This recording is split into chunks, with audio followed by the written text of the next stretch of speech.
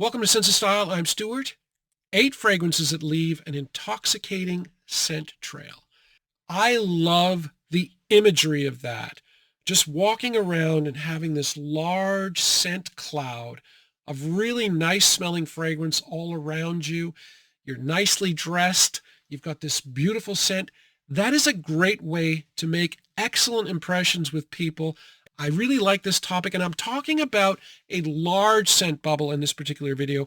I've talked in the past about subtle projection, fragrances that project, but not too far. That is not this video. This video is about fragrances that really reach out and can really make your day and make the day of others.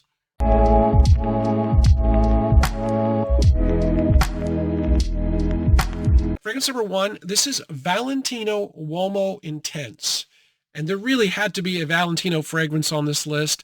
They are a designer house that really pays attention to strong projection, a lot of sillage with their fragrances, for the most part anyway. This one definitely projects a lot. The neat thing about this, though, is it's an iris fragrance. So it's got a powdery element, a sophisticated element, and yet it still projects. It has a lot of sweetness as well. It has vanilla and tonka, so it's sweet, meaning it's quite modern. And then you've got the additional leather note that makes it masculine. So this one is great on so many levels, and it is reflected in the fragrance community with the sheer amount of popularity this one has. It's extremely popular fragrance. Fragrance number 2, this is Serge Lutens 5 o'clock Eau Gingembre. Not a great name as far as I'm concerned. I didn't know what the hell they were trying to do with that name. It means ginger at 5 o'clock, and for a long time I had no idea. Then I noticed that it smelled like gingerbread. But I don't think that's the entire story, because there's a very prominent tea note in this. I think what they're looking for is the idea, it's like an afternoon tea where you've got your glass of tea, your cup of tea, I should say, and gingerbread, warm gingerbread. So it's afternoon tea.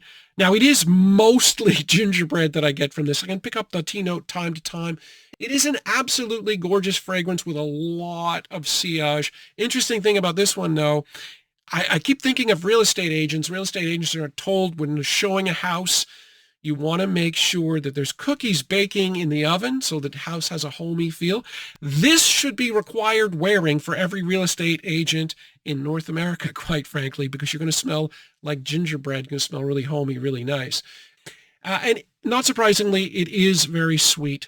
You're going to get honey, amber, and candied ginger, which you're going to get the gingerbread. They're also going to be a black pepper and cinnamon. It's very warm, very gingerbready, and of course that tea note.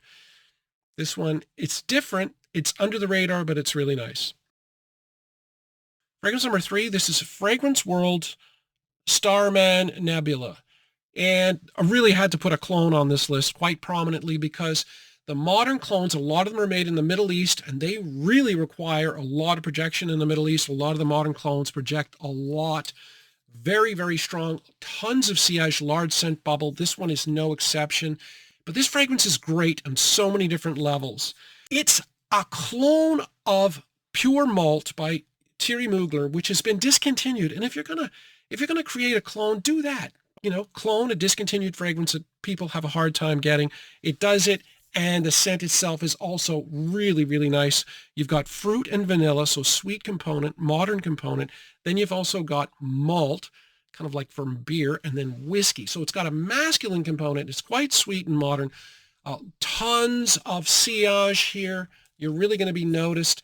And it's masculine but pleasant. I mean, this one satisfies so many things that people would want from a men's fragrance.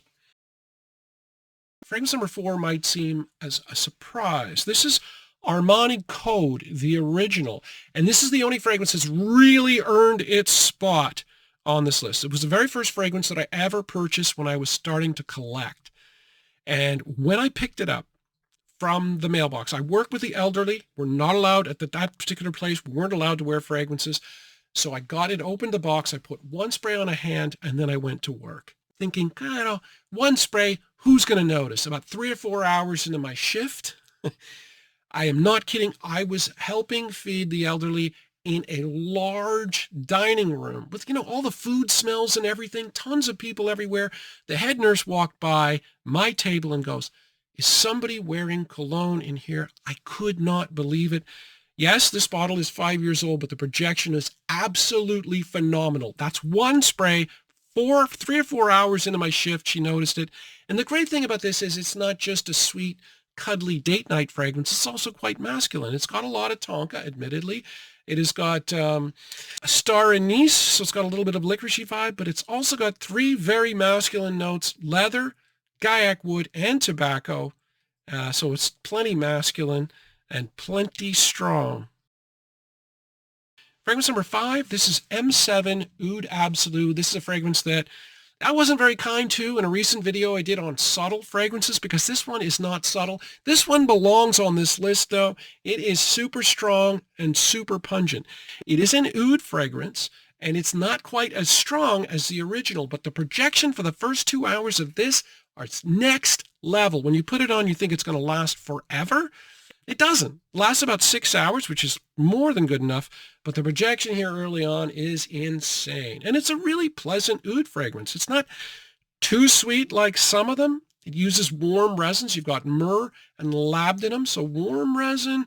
It's got a little bit of dark patchouli because it's quite a dark fragrance. It's got the oud. It's got mandarin, which is a nice contrasting note.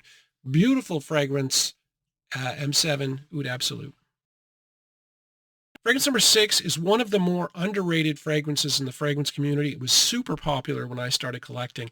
It's died down quite a bit. This is Paco Rabanne Pure Excess. And while I don't like the bottle, the scent itself is really nice. And this is actually a clubbing fragrance. It is that strong. It's an 8 to 10 hours with a lot of projection. It smells kind of like vanilla Coke. It's got vanilla and a sugar note. It's got a liquor note. I don't get boozy from it. Some people do, but I do get the sweetness, and I get the cinnamon that goes with the vanilla, and it's just very, very nice. There's a myrrh note, another warm resin, so it's very warm, very sweet, very, very strong, and yeah, it does need more respect.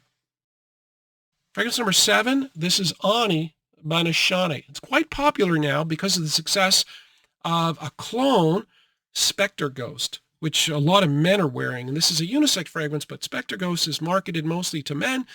Very, very, oh man, I can smell it from here. That's how strong this is. I'm holding it up here, and I haven't sprayed it, but I can smell it off the bottle. It's an extrait de parfum, so it is very strong. This is a legitimate 12-hour longevity. It's funny, because I did a recent blind scent test. I did not like this on paper, but man, on skin, I love it. Pretty simple. Ginger, vanilla, and cardamom. Those are the things that I pick up the most. Really nicely blended. Man, I have not sprayed this, and I can keep smelling it. So yeah, this one, oh yeah, it's no joke. Fragrance number 8, this is Lattafa's Liam, another Middle Eastern house, and another ton of projection from a fragrance, that's very powdery. So again, you don't expect a ton of projection. You're thinking if it's powdery, if it's sophisticated, you're thinking more in terms of subtlety. Oh boy, this one, you really notice it. So there's sandalwood and iris. So you pick up iris mostly, but there's a lot of powderiness in general here. There's a prominent tea note. You will notice that. There's vanilla and tonka, but it doesn't come across quite as sweet as you would expect from those two sweet notes. And then there's a warm cardamom note that really kicks in later. As the fragrance goes on, it gets a spicy warmth. So a lot of different components. I think there's also fig in there as well, although I don't get it much. Really lovely fragrance, and it projects despite it being a sophisticated scent. So yeah, I mean, I came up with this idea because I just thought of the imagery, the idea that you're bringing goodness with you everywhere. I think it's a cool topic, and hopefully you enjoyed it. Thanks for watching.